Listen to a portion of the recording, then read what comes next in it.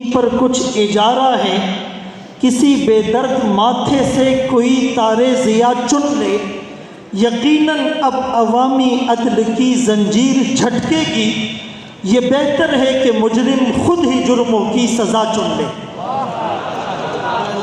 عزیزان گرامی، قرآن کی اس آیت کو اتحاد بین المسالک کے ٹائٹل پر کوٹ کیا جاتا ہے۔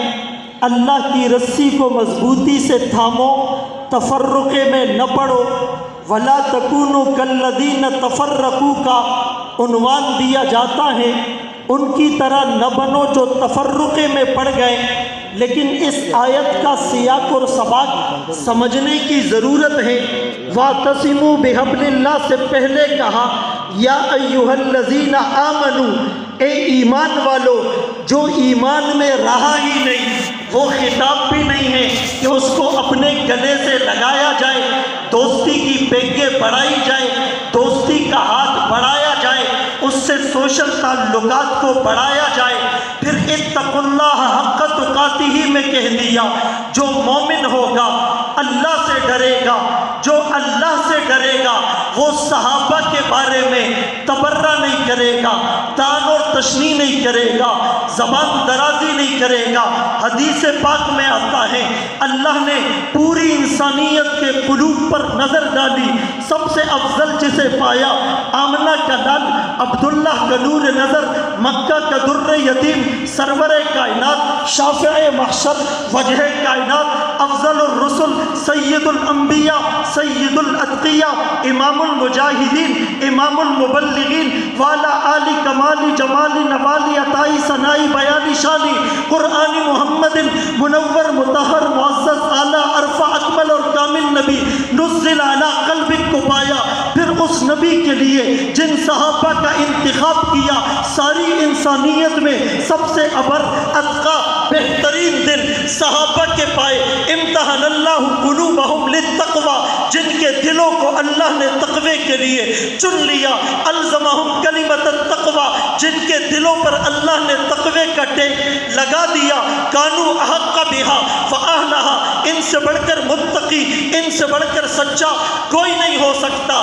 اسی لیے جو اللہ سے ڈرے گا، اللہ اللہ فی اصحابی، وہ میرے صحابہ کے بارے میں زبان درازی سے بھی ڈرے گا۔ پھر تاکیداً کہا فانتم مسلمون، تمہیں موت اس حالت میں آئے کہ تم پکے مسلمان ہو۔ یہ تین عنوانات کہہ کر پھر چوتھی بات کی واعتصموا بحبل اللہ جمیعا، اللہ کی رسی کو مضبوطی سے تھامو۔ جو اللہ کی رسی کو مانتا ہی نہیں، پورا نہیں مانتا، اس کے لیے کوئی اتحاد نہیں۔ ولا تفرقوا کا حکم صرف مومنوں کو دیا گیا۔ دوسری بات، لن تضلوا ما تمسکتم بہما، ہرگز تم گمراہ نہیں ہوگے جب تک دو چیزوں کو مضبوطی سے تھامو گے۔ ایک اللہ کی کتاب ہے، دوسری نبی کی سنت ہے۔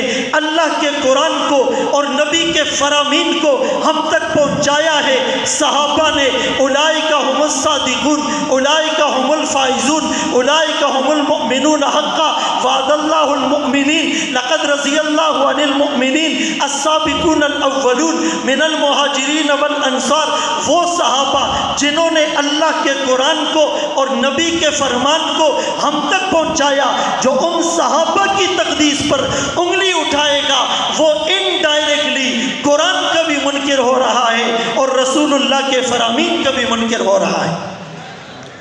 اور دوسری بات یہ سمجھ لیں عزیزان گرامی کہ یہ جو ناموس رسالت، ناموس صحابہ و اہل بیت ترمیمی بل پیش ہوا ہے، اس میں ترمیم کی گئی۔ پہلے قانون یہ تھا عام آدمی کی توہین پر سزا 5 سال ہوگی، صحابی کی توہین پر سزا 3 سال ہوگی۔ یہ لوجیکل کے عقل کے خلاف ہے، اس لیے کہ جس کا درجہ جتنا بڑا ہوتا ہے اس کی توہین پر سزا بھی اتنی زیادہ ہونی چاہیے۔